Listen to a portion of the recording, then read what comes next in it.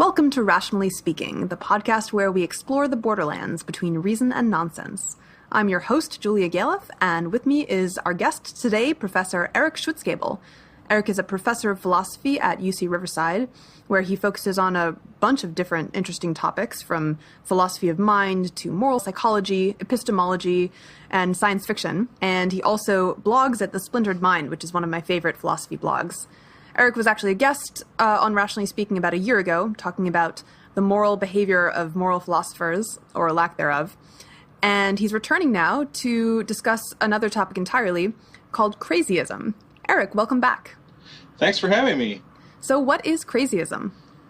Well, let's define a position as bizarre, just in case it's highly contrary to common sense, and a position as crazy, in my technical sense of the term, just in case it's highly contrary to common sense and you're not epistemically compelled to believe it. Not epistemically compelled to believe it. Does that mean that there isn't good evidence or argument supporting it? There might be some good evidence, but not enough to compel belief or bring you all the way to rationally justified high level of confidence in the position. Okay. So that's crazy. So that would be for a position. Okay, so there can be, just to clarify the terms just a little bit more, this is all just technical terms that I invented. So a position is bizarre if it's contrary to common sense, but some bizarre positions we're epistemically compelled to believe. So, for example, the twin paradox in relativity theory seems like there's excellent scientific evidence that if one twin is traveling at a high velocity relative to another twin and then turns around and comes back, the traveling twin will have aged less than the untraveling twin. Mm-hmm. Now, to someone who hasn't been trained in the field, who's a non-expert, this seems this is highly unintuitive, mm-hmm. but we now have very good scientific evidence for that. So that would be a bizarre position that was not crazy in my sense. Because it's not dubious, because there's strong evidence for it. Great. Right. It's not dubious. Right. So, yeah, so the dubious is another term that I'm using technically. A position is dubious just in case we're not epistemically compelled to believe it. So these are just my vocabulary for talking about this. Would you say that the concepts of bizarre and dubious sort of map onto the Bayesian concepts of having a low prior on something and having low evidence for something, respectively? Before we get any evidence at all, we should put very low probability on something being true if it seems bizarre. But if we don't have very strong evidence for it, then it's dubious. Yeah, I think that's probably a reasonable translation. I'm not sure I'd commit to that exactly. Okay, fair. But at least as a first approximation, and maybe as a final translation, that would be fine. Okay. Right. So a bizarre position would be one that, so I define bizarreness really, I don't define it in terms of priors, probably because I don't know what priors exactly are. They seem to work out differently in Bayesian. Sure. And I think it also gets a little complicated philosophically when we're talking about logical or philosophical arguments as opposed to empirical claims. So right. I think you're especially justified in being hesitant to commit to that definition here. So the way that I prefer to talk about bizarreness is that non-specialists would be highly confident that it's false. Perhaps implicitly, they might not have explicitly thought about the issue before, but right. So they maybe either they'll implicitly or explicitly are confident that it's false. So maybe someone would officially defer to experts and say, okay, well, the physicists say that, I'm not a physicist, so okay, but it still seems like intuitively impossible that it could be true. But they're willing to defer to authority, sort of, at least explicitly. Yeah, so that would be bizarreness. So right before Copernicus won the day, right, the idea that the Earth moves around the sun would have been bizarre, and also I think crazy in my sense. When it was first proposed, the evidence that Copernicus appealed to was probably not sufficient to compel belief that the Earth did in fact travel around the sun. Right. So when Copernicus first proposed the position, or when Darwin first proposed the theory of evolution by natural selection, these positions were both contrary to common sense and dubious, and so crazy. But then as scientific evidence came in, they lost first their dubiety, and they became merely bizarre. And then common sense, I think, can change over time. So it's now maybe no longer as strongly contrary to common sense, maybe not contrary to common sense at all, to think that the Earth goes around the sun rather than the other way around. Yeah, to some extent, I think common sense evolves, and to some extent, I think it just gets stretched out. Like, my common sense has been stretched enough by things like quantum mechanics that it's sort of more, there's sort of more room for other things that I would have considered crazy to slip in for me to go, well, okay, maybe. I mean, if quantum mechanics is true, then right. God, it's hard for me to reject anything or many things out of hand I otherwise would have. Right. Quantum theory is a good example of a domain in which I think crazyism is pretty appealing. So there are various ways of interpreting what's going on with quantum mechanics. So there might be no collapse views in which the world is splitting into many worlds, right? That's a common interpretation these days. There are also collapse type views in which the observation of a process causes the wave function to collapse, right? Which is also, and both of those views seem pretty strange by the standards of common sense. So I think both of those interpretations are crazy in the sense that I've defined. Obviously, that doesn't mean only a clinically insane person would accept them, but they're, there's a sense in which it's not too unfamiliar to say something like, well, it's crazy to think that the world is splitting into uncountably many universes. So I don't think we're epistemically compelled to accept that interpretation of quantum mechanics. So we haven't actually defined crazyism yet. We've just defined crazy. Right. So then crazyism would be the view that something crazy must be true about a domain in question. So it would be defined relative to a domain, and then you would be committed to crazyism if you're committed to the idea that something crazy must be true, right? That whatever the truth turns out to be, some part of it must be crazy. Right.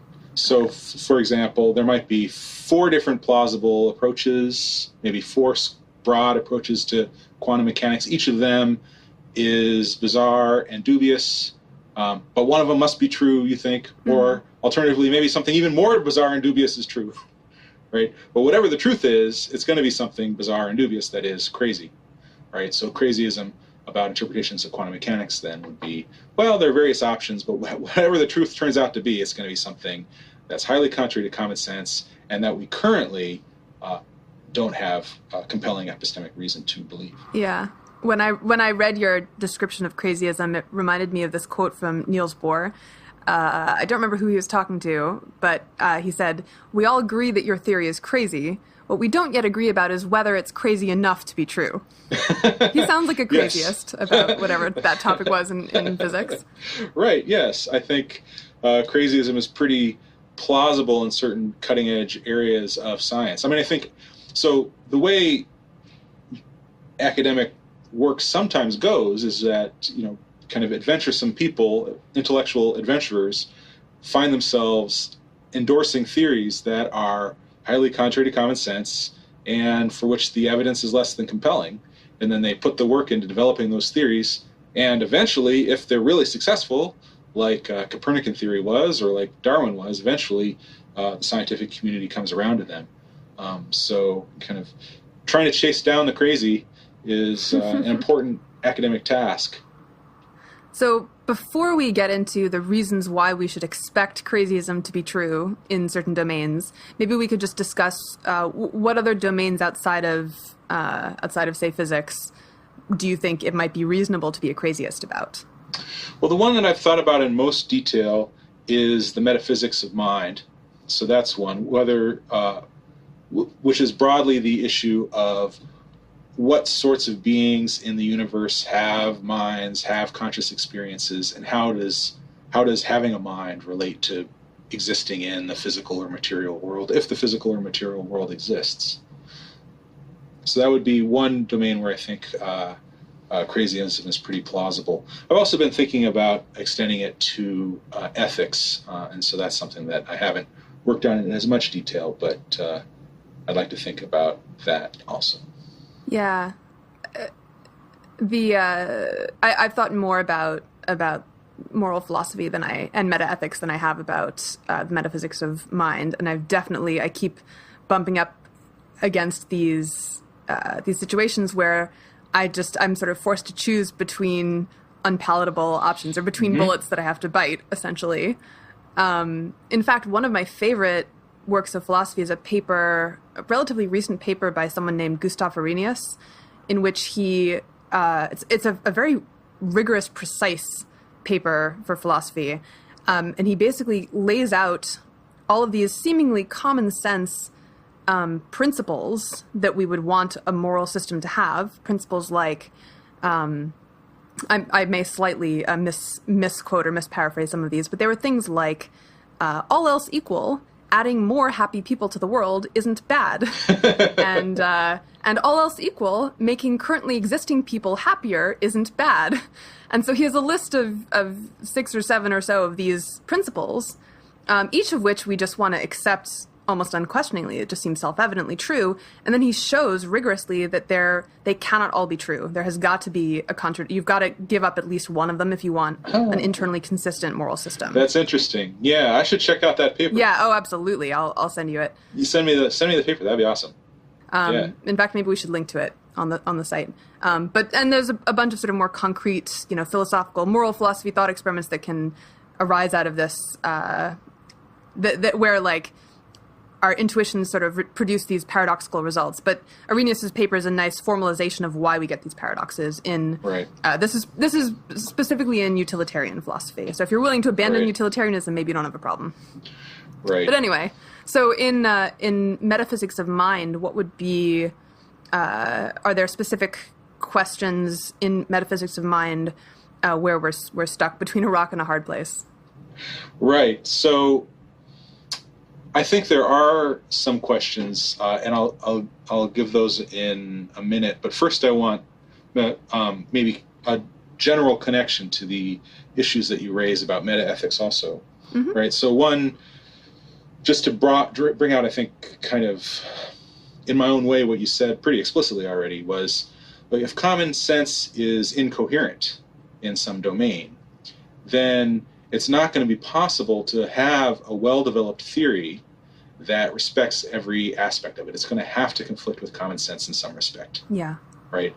So I guess that, I think, might be true in moral theory, although in moral theory, I think it's a little hard to tell sometimes whether you have, in common sense, straight-up conflicts versus different criteria that edge against each other, that can be weighed against each other. Sort of like, I value people having autonomy, and I also value people being happy. Sometimes those things conflict with each other, but that's not necessarily a logical paradox. Right, exactly. Yeah. Whereas if you're committed to exceptionalist principles that sort cases differerly, they can straightforwardly conflict with each other and then create robust violations of common sense, I think.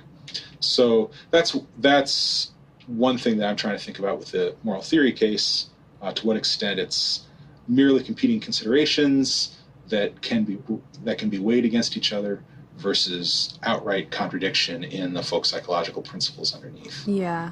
I mean, I think with the reason it was possible for Arrhenius to do such a nice, clean job of showing inconsistency in utilitarianism is that utilitarianism just has this one thing that it's prioritizing, which is utility. It's a very poorly defined thing, but, whatever the good thing that is, happiness or flourishing or whatever you want to say, that there's just that one good that utilitarianism is trying to maximize in some sense, and it's just those words in some sense where you get into the tricky bits. So I want to ask you a question about this before we get into the metaphysics side, which I've thought about more, but one interesting case that I kind of puzzle about a little bit on the utilitarian picture is the kind of hedonium case from Nick Bostrom. Do you know this? Yeah, but why don't you explain for our listeners? Right. So just postulate that hedonium is whatever substance or structure it generates the most, pleasure, let's say, with the fewest computational resources, right?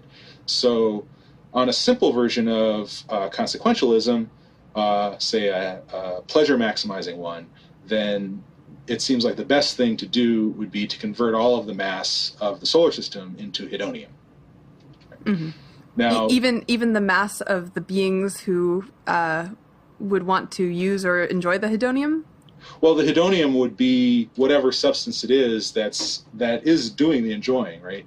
Oh, I see. It's not right. It's not like a drug. It's just not a drug. A thing that itself experiences whatever good we care about, like happiness. That's right. So you might think of it as like an artificially intelligent being that's basically programmed to most efficiently have happiness, right? Mm-hmm. So on a kind of Bostrom hedonium case, then what you might want to do basically is convert the entire solar system into one giant kind of orgasmic being. Blob. Right?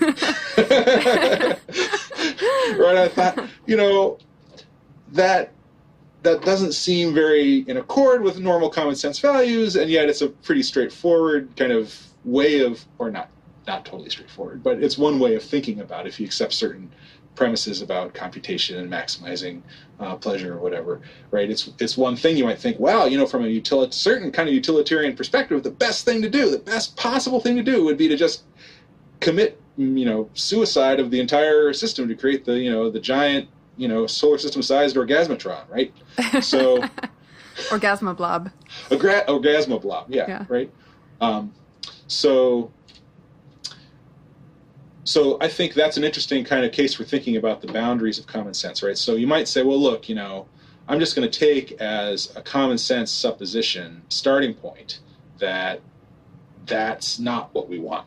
That's right. Not the moral ideal, right? And then based on that, I'm going to make my consequentialism less simple or less focused on simple hedonic pleasure or something like that, right? Because I don't want that case to turn out that way. Yeah, it's funny in these cases sometimes what one person intends as a reductio ad absurdum, like, well, X implies Y, and Y is clearly absurd, and therefore that shows a problem with X.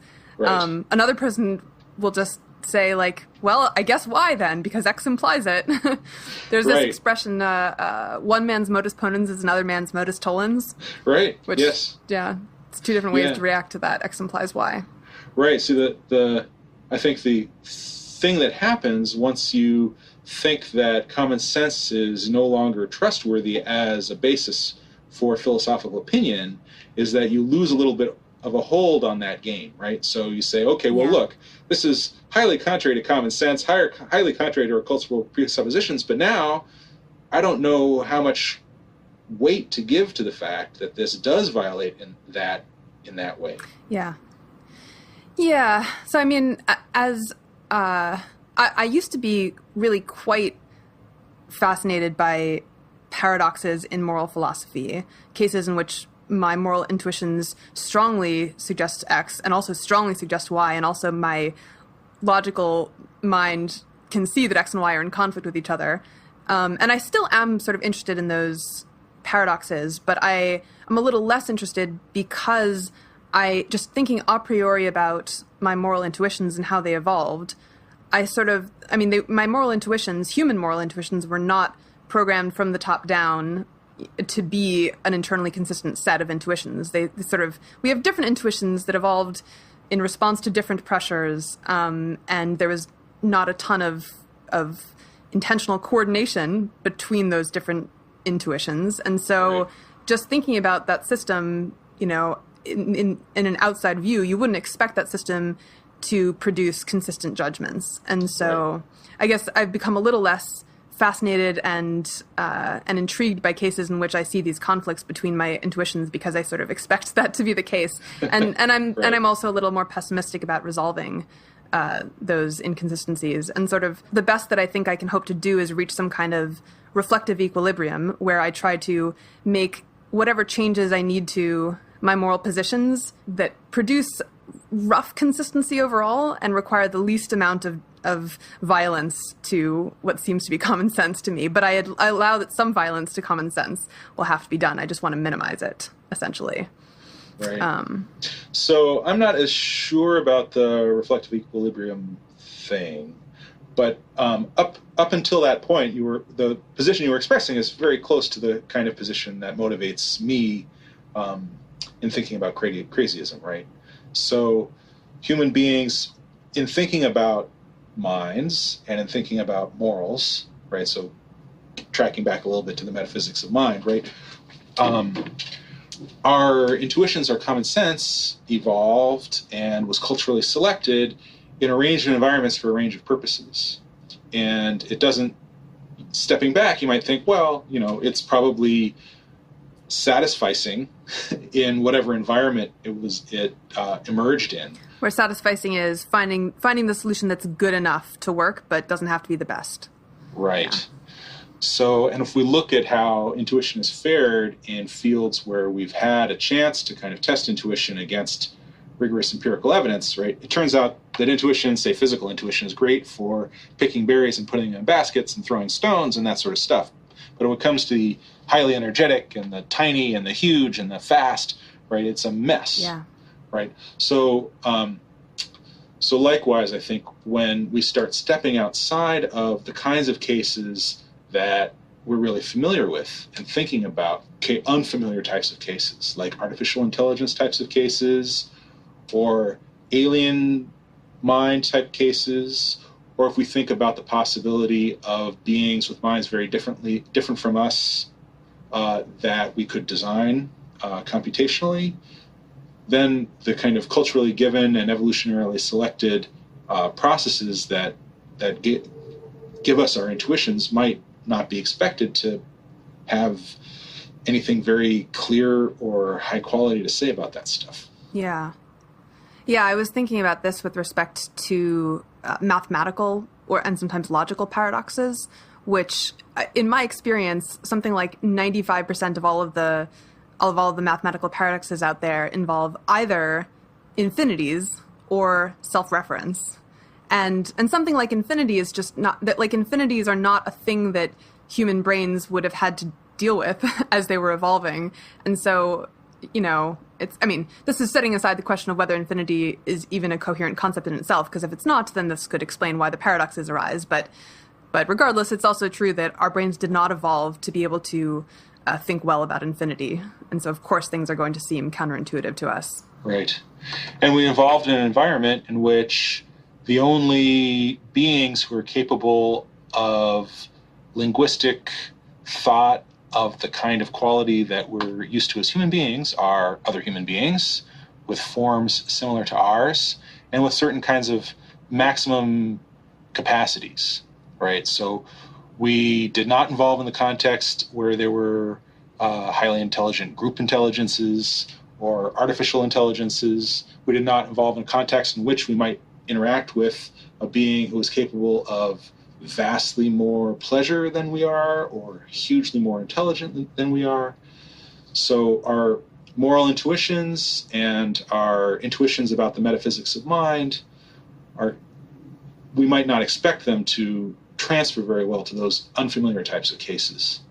Yeah. So this is kind of an a priori argument for crazyism, that we shouldn't, just knowing about our brains and how they evolved, we shouldn't expect there to be, we should expect there to be domains in which our common sense intuitions just don't, there isn't a way to not conflict with them in some sense. And then there's also more, I think you have other pieces of evidence pointing towards crazyism in some fields, right? Like the fact that areas of physics and cosmology have continually generated crazy answers that have turned out to be correct, where the dubiety has gone down over time. And so there's precedent for crazy solutions turning out to be correct. Right. Right? Right. Yeah, so I think what we've seen in the history of science is often, especially when we're talking about the science of the very large and the very small and the very energetic, we've seen things go from crazy to bizarre, right? So basically all the common sense options get left behind centuries ago, right? And there are only bizarre options left, right? Right. I think so that's one good reason to think that, an empirical reason, just looking at the history of science, to think that crazyism is likely true of the very large and the very small and the very energetic. In metaphysics of mind, I think the argument is similar, although a little different, because in metaphysics of mind, we haven't got the kinds of consensus answers over time that we got in physics, right? We gave up geocentrism. We basically agree about relativity theory. Maybe if we can figure out how to reconcile it with quantum mechanics is still an issue, but right, we made progress in those things. It's not as clear that we've made that kind of progress in the metaphysics of mind. But there is a similar type of empirical argument, which is that in the history of philosophy of mind, every single well-developed view of the metaphysics of mind has been bizarre and dubious, right? So every single option that's been on the table, well-developed option, is crazy, right? So from an economic kind of market point of view, you'd think if it was possible to create a metaphysics of mind that accorded with common sense, then someone would have done it. Because surely the rest of us would go, oh, thank God, finally something that we can wrap our minds around. It might not be as fun as Leibniz or Nietzsche or whatever, right? But you'd think that some people would be attracted to it and it would be famous, right? Yeah. But in fact, my contention is, and I've argued for this in a paper. I'm willing to take on challengers, but it's somewhat hard to defend a universal claim. But my challenge is every single theory that's been put forward in the metaphysics of mind that's well developed enough to commit on specific details like mental physical causation and the scope of mentality in the universe, what sorts of beings have minds and what sorts of beings don't. Every single theory is bizarre, right? And that would include even, say, I think Cartesian interactionist dualism and Thomas Reid's so-called common sense philosophy. Even those, when you start looking at the details of them, they're committed to some pretty bizarre stuff. So I do want to get into some of the examples of crazy theories in metaphysics of mind, but first I just want to go a little deeper into this. We were kind of making this inference where we said, look, a lot of these crazy theories in science have turned out to be correct, and we were drawing an arrow from that to say, therefore, we should put higher probability on crazyism in areas of philosophy like metaphysics.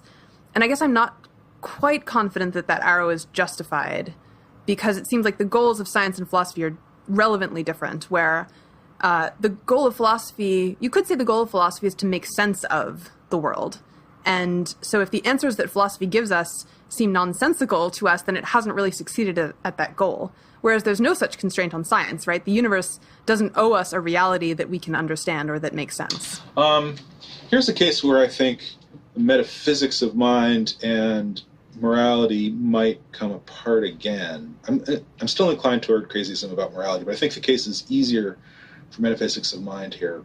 And I think that there are metaphysical facts about what types of beings have conscious experiences, right? And just as with the physics, those facts might not be accessible to us. The universe does not owe us, as you say, an explanation or the ability to understand or make sense of what sorts of weird alien beings or group consciousnesses or whatever would be conscious or non-conscious, but there would still be facts about those. So I think there's license for some more skepticism in philosophy because we don't have the scientific tools, I think, to detect phenomenology in quite the same way that we have the scientific tools in cosmology, at least for some of the cosmological questions. But I think there still is this realm of facts that's independent of us that we wouldn't necessarily expect common sense to be well tuned to deal with. Now, in morality, I think it might be slightly different, right? And this is, again, why I'm a little hesitant about extending crazyism to morality. I'm inclined to think that I would at the end of the day. But one reason for hesitation here is, you might think of morality as something constructed by us, and in that sense, right, we kind of make it so by accepting something in a way that we cannot make an alien conscious by accepting that it's conscious or non-conscious, right? Yeah, so that creates a kind of there's at least a possible bridge there for us to reconcile our morality with our common sense, perhaps. It's funny. I was going to go the other way and say that I'm more inclined towards crazyism in morality, in moral philosophy, than in metaphysics, because moral questions are more like questions about our preferences than they are questions about how does the world work, what is true. And I think there's a stronger case that our preferences didn't evolve to be internally consistent than the case you could make about how does the world work questions not making sense inherently. Yeah, well, maybe so. I could kind of see that going either way. On the metaphysics of mind case, right? I think there's a case from analogy to the sciences, and then there's the empirical case, the kind of market-based empirical case that one hasn't been developed yet, and you think that one would be developed if one were available to be developed, right? And neither of those is completely decisive, I think, but those two considerations, along with these kinds of, as we're saying, a priori evolutionary considerations, combine all that together, I think there's a good reason to have fairly high credence in crazyism. Yeah. Okay, well, we keep alluding to all these crazy-sounding metaphysical theories. Let's finally give an example of one for our listeners. Right. Well, one that I've been working on quite a bit. It's not the only one, but it's definitely has some shock value for some people, at least, or I think maybe most people, but not everyone, is the idea that the United States is literally phenomenally conscious. And what's the case for that? So most theories of mind, most contemporary philosophers of mind are either materialists or pretty close to materialists, like David Chalmers has a kind of dualism, but it's got a lot of structural similarities to materialism for the issue in question. Mm-hmm. Most philosophers of mind think that what's necessary for mentality is something like complex information processing, sophisticated responsiveness to the environment, maybe a kind of evolutionary embeddedness in a historical environment that gives your actions and reactions meaning and function and stuff like that. Mm-hmm. And if you look at the kinds of features that most philosophers of mind describe as characteristic of maybe sufficient for the existence of consciousness in an entity, it looks like the United States, or any country, I choose the United States because I think it's perhaps the best case country for this, but has those features. So the United States, so what I want you to do is kind of imagine the United States the way a planet-sized alien might imagine the United States, right? So think of all the individual people in the United States as something like cells in your body, right? They trade information. They, as an entity, it does things like, it invades Iraq. It sends this kind of army-like pseudopod out to invade another country, right? And in doing so, it's responsive to sensory input, right? It doesn't hit the mountain. It goes around the mountain, right? It hunts down Saddam Hussein or whoever, right? The United States, as a collective entity, imports goods, exports goods, develops its environment, monitors space for asteroids, speaks collectively as a group. It's got the citizens of the United States trade huge amounts of information with each other. The United States represents itself in certain ways, self-represents, right? It monitors its own states, it monitors how many people it has, it monitors unemployment rate, all that kind of stuff. So I'm not saying the United States is, in fact, literally phenomenally conscious, although I think it's possible that it is. The first point that I want to make here is that if you look at what most philosophers of mind say about what makes something a being with mentality and consciousness, and then you just apply those criteria straightforwardly to the case of the United States, it looks like the United States meets those criteria. Yeah, and I imagine that you could make this thought experiment even more compelling to people who don't yet find it compelling by asking them to imagine a country, maybe the United States, that literally copies the processes that a human brain is going through over the course of, say, an hour, but with humans playing the role of neurons and sending signals to each other the way neurons send signals. And so it's the same processes happening, the same information being transferred in the same patterns, but, by humans in physical space or in sort of larger geographic space instead of neurons. But the same pattern. Right. Yeah. So Ned Block has an example, something like this. Right. So you could imagine that scenario, and then I think people have different. I mean, the brain has like 80 billion neurons, right? So you'd have to take more than any one nation, right? But it's not not logically impossible to imagine. Many orders of magnitude more, right? And it would be a lot slower than the brain, probably realistically.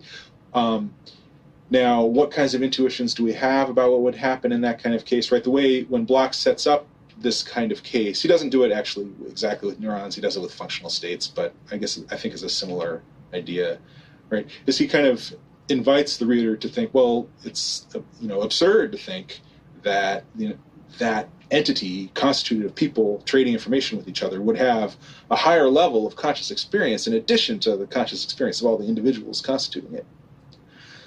So if he's right I think he's right that that's somewhat contrary to common sense.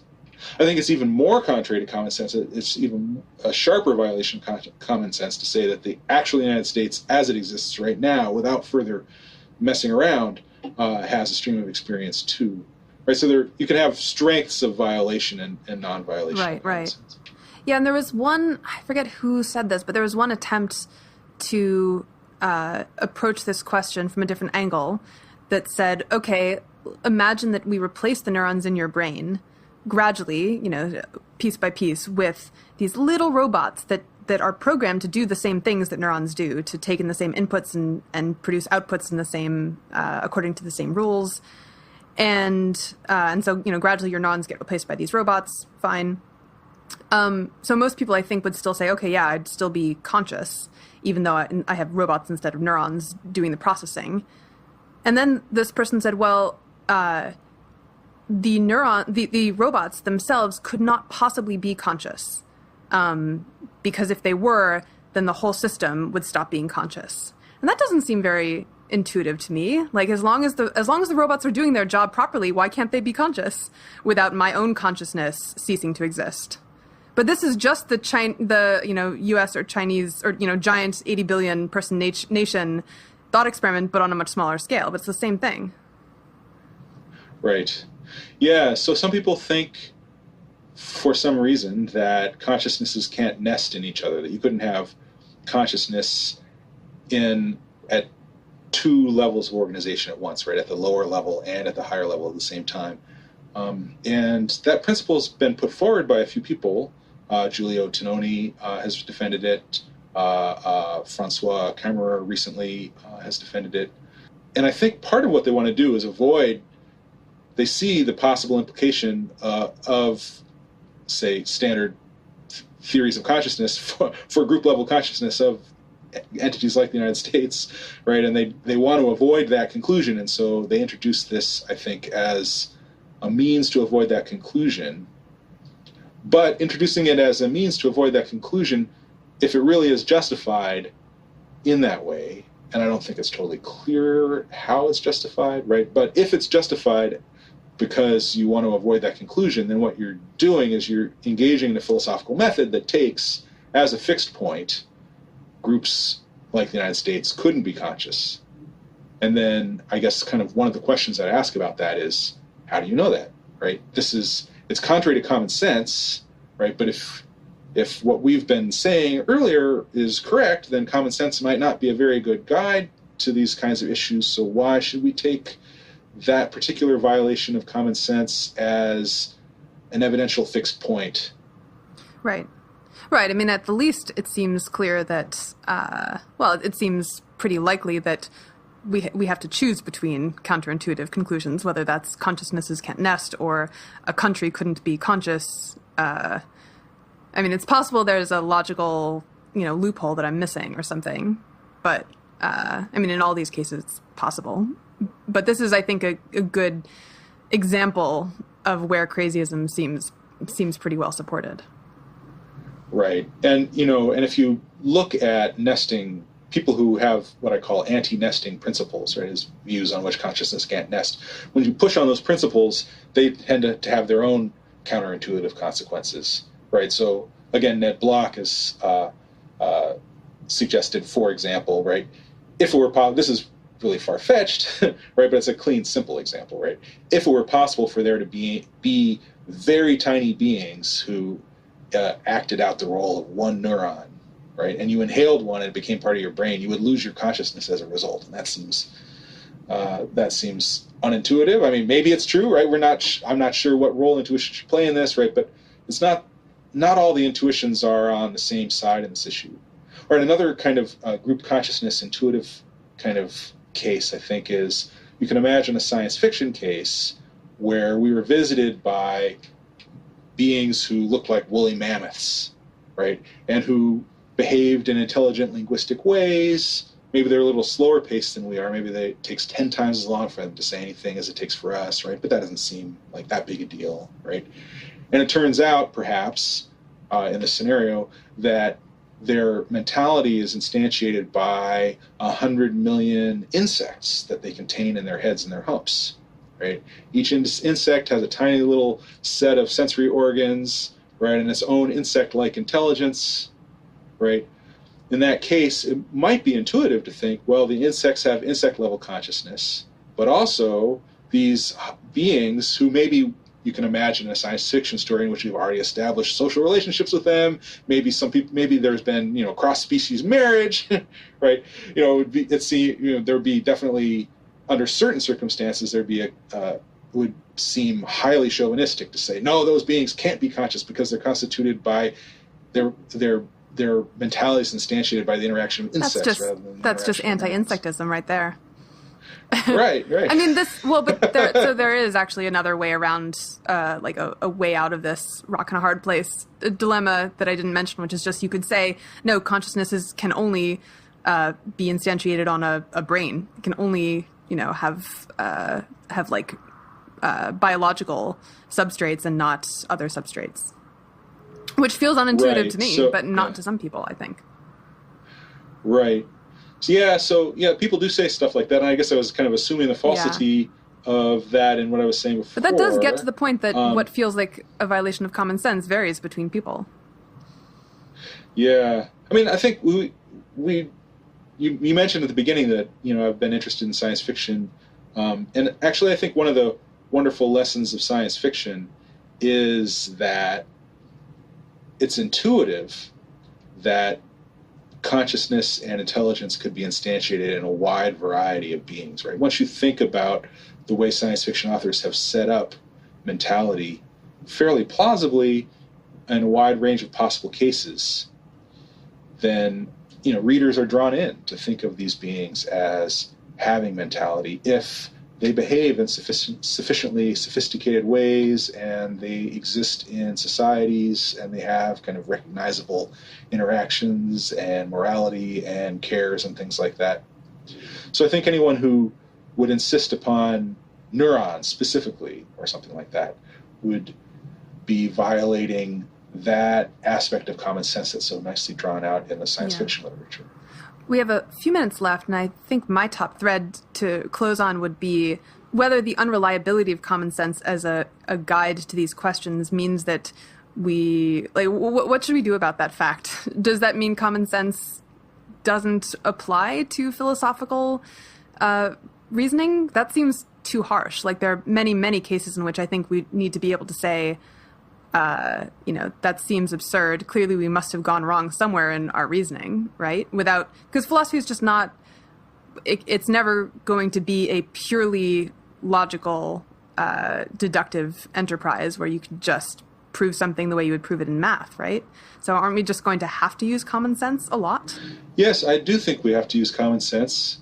I think we're stuck with basically three unreliable tools that one is common sense or culturally given assumptions.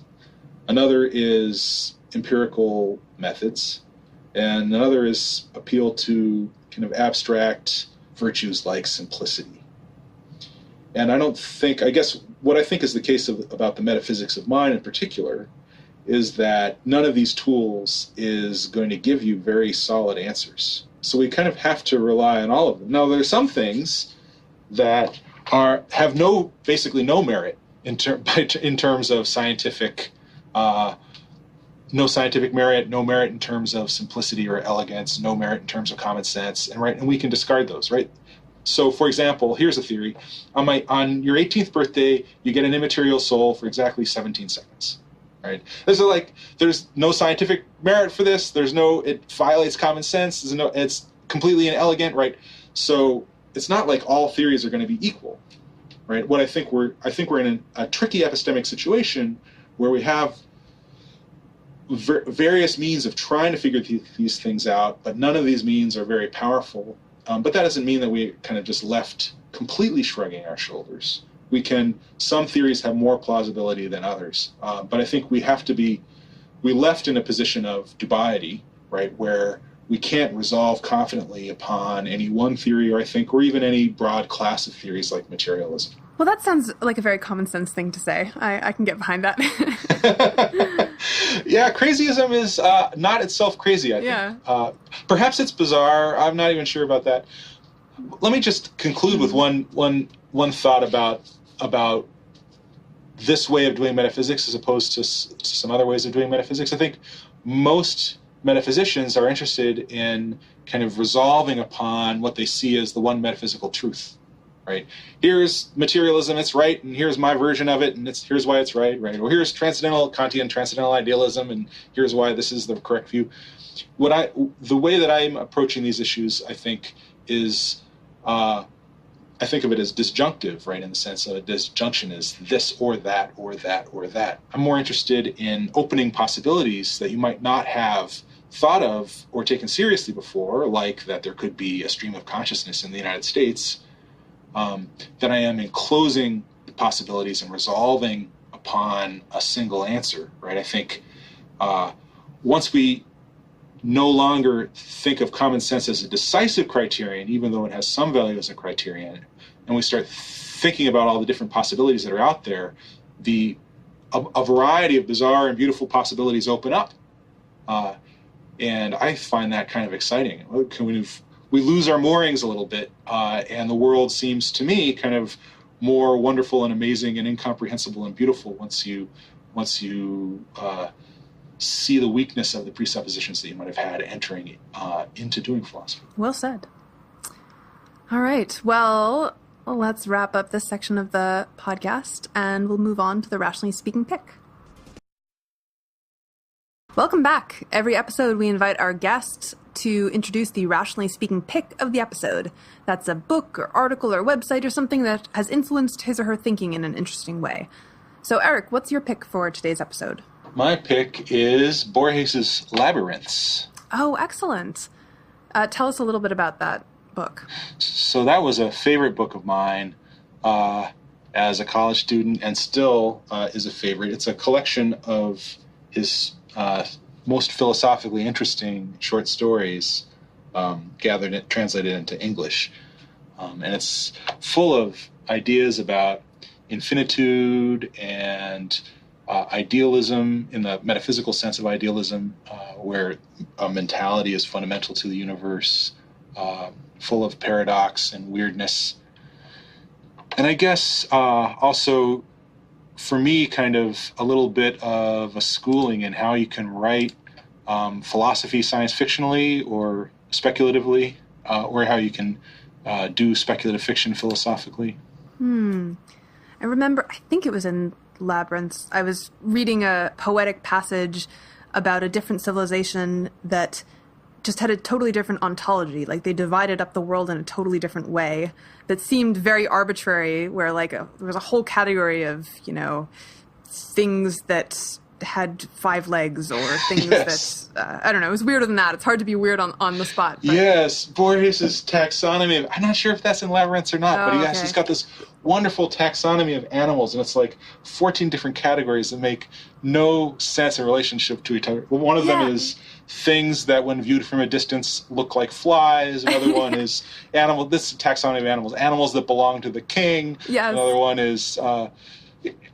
It's so hard to remember because the categories are so weird. So weird and seemingly arbitrary. And it was, first of all, it was sort of whimsical and poetic and absurdist in a pleasing way, but it also made you reflect on the fact that there's a reason that the way that we categorize the world, the categories of animals we come up with, or, fruits or vegetables or people, etc., could be seen as equally arbitrary for a totally different creature with different, needs and ways of interacting with the world. Right. And there's a reason that we developed the taxonomies that we use. Yes. But it was just a very nice sort of poetic way to make that point, I thought. Yes, Borges is, so I was talking at the end of the episode about how, I think metaphysics can be kind of bizarre and beautiful once you let go of, insistence upon common sense. Mm-hmm.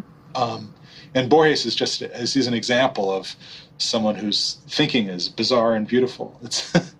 It's just really, to me, an amazing book. It's like just bends your mind and makes you think about things in new ways. Yeah. So I really love that book. Great. Well, we'll link to Borges as well as to your blog, and I guess the Craziest Metaphysics of Mind would be a good thing to link to as well, which is a paper that you wrote on crazyism and metaphysics of mind. Right, and maybe the USA consciousness paper too, since I talked about that a little bit. Great. Yeah, for sure. Cool. Well, Eric, thanks so much for coming back on the show. It's always a pleasure having you. Yeah, thanks for having me again.